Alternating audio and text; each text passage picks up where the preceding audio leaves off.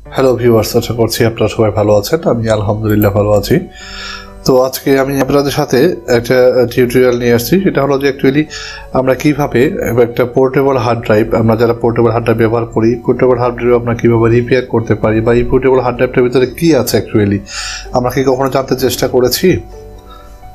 তাই আজকে জানবো যে এই পোর্টেবল হার্ড ড্রাইভের ভিতরে কি থাকে এবং কিভাবে সেটাকে রিপেয়ার করা যায়, এবং কিভাবে আপনার পোর্টেবল হার্ড ড্রাইভের অ্যাকচুয়ালি কী প্রবলেমটা হয়। এই পোর্টেবল হার্ড ড্রাইভের যদি নষ্ট হয়ে যায় সেটা আপনি কীভাবে ঘরে বসে নিজেই রিপেয়ার করতে পারেন, সেই প্রসেসটাই আমি আপনাদেরকে আজকে দেখাবো। তো চলুন তাহলে আমরা দেখে নিই, বেশিক্ষণ আর বক না করে চলুন তাহলে আমরা দেখে নিই কীভাবে আমরা আমাদের যে পোর্টেবল হার্ড ড্রাইভটা আছে সেই হার্ড ড্রাইভটা আমরা কীভাবে রিপেয়ার করতে পারি এবং কীভাবে ডাটা ব্যাকআপ নিতে পারি, কী কী পদ্ধতি অবলম্বন করলে পরে আমরা সেখান থেকে ডাটা রিকভারি করতে পারবো, সেই প্রসেসগুলো সম্পূর্ণভাবে আপনাদেরকে দেখানোর চেষ্টা করব। অবশ্যই ভিডিও শেষ পর্যন্ত দেখবেন। তো চলুন তাহলে চলে যাই আমরা কিভাবে একটা পোর্টেবল হার্ড ড্রাইভটাকে কীভাবে রিপেয়ার করতে পারি, এবং দেখবো যে এই পোর্টেবল হার্ড ড্রাইভের ভিতরে কী কী পেরিফেরালস দেওয়া আছে সব কিছু আমরা দেখে নিব। তো এর আগে বলে নিচ্ছি, যারা এখন পর্যন্ত আমার চ্যানেলটা সাবস্ক্রাইব করেন দয়া করে চ্যানেলটা সাবস্ক্রাইব করে নেবেন, আর যারা করেছেন তাদের সবাইকে জানাচ্ছি অসংখ্য ধন্যবাদ। এটা হচ্ছে আমার এই ডাটা একটা পোর্টেবল হার্ড ড্রাইভ, এটা 1 GB একটা পোর্টেবল হার্ড ড্রাইভ। এটাকে আমি প্রথমে একটু আপনাদের সামনে ওপেন করে দেখাবো যে ভিতরটা কি আছে। এটা অ্যাকচুয়ালি হচ্ছে আমার যে পোর্টেবল হার্ড ড্রাইভের যে আপনার সাতা পোর্টটা আছে অথবা USB পোর্ট যেটা আছে, এই পোর্টটা আমার ভেঙে গেছে। হ্যাঁ, তো এই পোর্টটা ভেঙে যাওয়ার কারণে আমি এটাকে ইউজ করতে পারছি না। তো আমি তাই আপনাদেরকে এখন এটা পুরোটা খুলে রিপেয়ার করে দেখানোর চেষ্টা করব যে কিভাবে আপনি এটাকে অ্যাক্টিভ করতে পারেন। তো কভারটা দেখতে পাচ্ছেন, কি প্রথমে কভারটা খুলে নেবেন। প্রসেসটা আপনাকে দেখালাম, রাবারের একটা কভার থাকে। তো এটার জন্য একটা মাইনাস স্ক্রু ড্রাইভার লাগবে, ছোট একটা মাইনাস স্ক্রু ড্রাইভার আপনি নিতে পারেন, পাতলা টাইপের।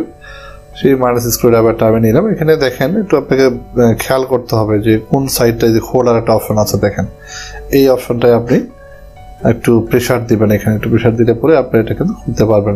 দেখেন আমি যেভাবে খুলছি ঠিক সেমভাবে আপনারা কিন্তু খোলার চেষ্টা করবেন।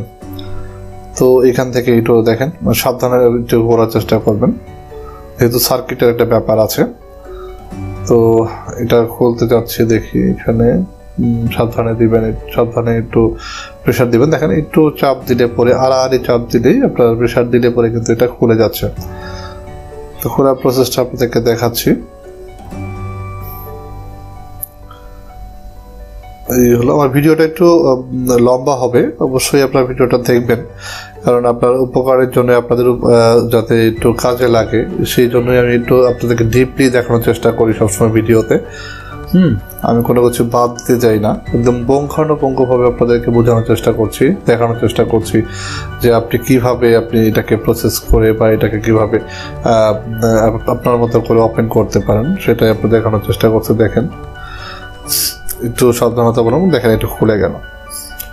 খুলে যাওয়ার পরে ব্যাক পার্টটা আপনি একটু সাবধানে রেখে দেবেন, যেহেতু প্লাস্টিকের একটা জিনিস। তো এটাকে তো আপনার এটা ডাটা কেবল যেটা দেখালাম। এখন এটাকে আপনি ওই বোর্ডের থেকে আলাদা করে নেবেন। এটা দেখেন এখানে কি আছে, দেখেন অ্যাকচুয়ালি ভিতরটায় আমরা তো ভাবি যে পোর্টেবল হার্ড ড্রাইভে কি না কি থাকতে পারে। দেখেন অ্যাকচুয়ালি এটাতে কি যারা ইউজ করেছে, দেখেন আমি একটু কভারগুলো আলাদা করে রাখছি। এখানে আমি এই এটাও রাবারের একটা শিল্ড দেওয়া আছে, যাতে আপনার হাত থেকে পড়ে গেলে যাতে হার্ড ড্রাইভটা মানে কোনো রকম একটু নাড়াচাড়া না পড়ে। যেহেতু এই হার্ড ড্রাইভগুলো প্লেটের উপর ডিপেন্ড করে, প্লেট থাকে এর ভিতরে। দেখেন এটা হচ্ছে আপনার এই পোর্টেবল হার্ড ড্রাইভ করার জন্য যে মূলত এটা একটা ল্যাপটপের হার্ড ড্রাইভ, তো আপনারা অনেক সময় দেখে থাকবেন যারা চেনেন। তো এই ল্যাপটপের একটা হার্ড ড্রাইভটাকে একটা কনভার্টার দিয়ে, সেখানে মিডিয়া একটা সাতা কনভার্টার, এটা এই কনভার্টারটাকে, এই রিমোট কনভার্টার আপনি বাজারে কিন্তু কিনতে পাবেন। এই কনভার্টারটা কিন্তু ওই যে দেখেন আমি একটু আগে দেখলাম যে পয়েন্টটায় আপনার এটা বসানো ছিল, এই পয়েন্টটা ভেঙে গেছে। এই যে মাঝখানে দেখতে পাচ্ছেন, এটা ওই যে ছোট একটা পোর্ট দেখতে পাচ্ছেন, সেটা কিন্তু ভেঙে পড়ে আছে, দেখতে পাচ্ছেন। এই হলো হার্ড ড্রাইভ। এটা আপনি দেখেন, আপনি ল্যাপটপে যদি এখন এটা লাগিয়ে দেন, এটা সাদা পোর্ট দিয়ে পাওয়ার কানেকশন দিয়ে আপনি কিন্তু এটা থেকে খুব সহজে আপনার ডাটাটাকে রিকভারি করতে পারছেন। আমরা হয়তো ব্যাপারটা জানতাম না। তো এই হলো আমি আর একটা কনভার্টার দেখাচ্ছি। এখন যদি আপনি এটাকে কনভার্টারই একটা কনভার্টার পাওয়া যায় SATA to আপনার SATA to SATA portable converter বলা হয় এটাকে। এই কনভার্টারটা বাজারে কিনতে পাবেন, এটার দাম খুব একটা বেশি না, 2 থেকে 300 টাকা নেবে। এই কনভার্টারটা আপনি এখানে পয়েন্ট টু পয়েন্ট লাগিয়ে নেবেন, সেম দ্যাটস ইট। দেখেন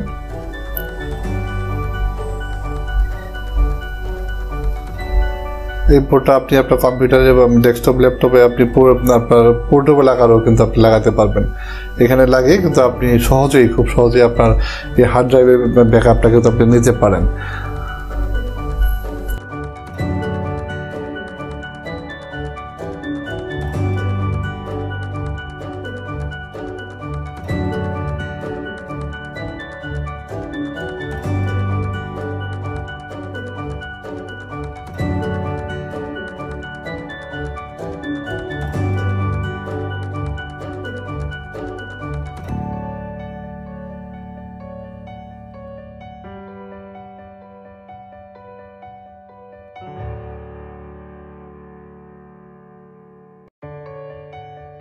তো আমি এখন আপনাদেরকে দেখাবো যে এখন আপনি এটাকে কিভাবে আবার সেম আগের অবস্থায় কিভাবে নিতে পারেন সেটা দেখানোর চেষ্টা করব। আপনি কিভাবে প্রথমে অ্যাসেম্বলিং করেছি সেটা আপনি এখন ডিসঅ্যাসেম্বলিং কিভাবে লাগাবেন আবার পুরনো আগের অবস্থায় ফিরে যাওয়ার জন্য।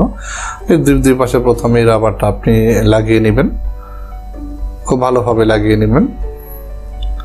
লাগিয়ে নেওয়ার পর এটা হচ্ছে যেটা দেখতে পাচ্ছেন, এটাই কিন্তু আমরা মূলত এই যে পয়েন্টটা আছে এটা কিন্তু ভেঙে গেছে, ঠিক আছে, তার কারণে আমি এটা ইউজ করতে পারছি না।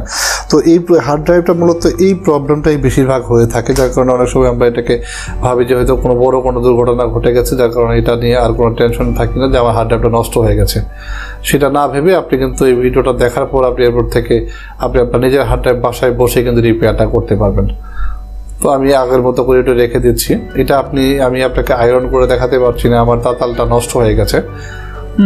এই শুধুমাত্র আপনাদেরকে প্রসেসটা দেখালাম বা কীভাবে আপনি এটাকে ওপেন করবেন, কীভাবে আবার ঠিক প্যাকেট আকারে কীভাবে আপনি এটাকে লাগিয়ে নেবেন সেই প্রসেসটা দেখাচ্ছে, এবং ভিতরে কী কী যন্ত্রপাতি বা কী কী পেরিফেরালস আপনার ছিল হার্ড ড্রাইভের ভিতরে সব প্রসেসটাই কিন্তু আপনাদেরকে দেখানোর চেষ্টা করলাম।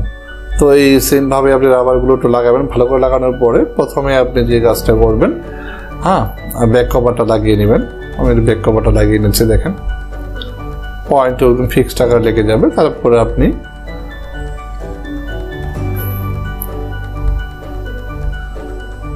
এই কভারটা আপনি আপনার মতো করে মানে একদম যেভাবে ভালোভাবে বসে আপনি কিন্তু ভেবে এটাকে বসিয়ে তারপর আপনি একটু হালকা করে চাপ দিলে পরে কিন্তু এটা লেগে যাবে। দেখেন সুন্দর করে লাগিয়ে নেবেন।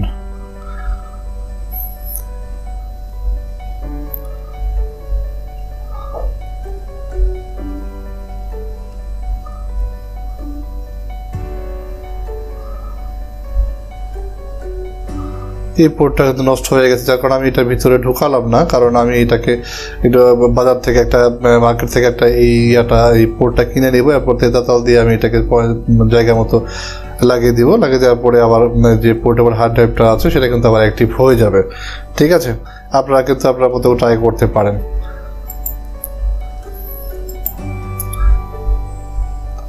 লাগানোর পর দেখেন উপরের কভারটা রাবারটা কিন্তু আপনি ভালো করে লাগানোর পর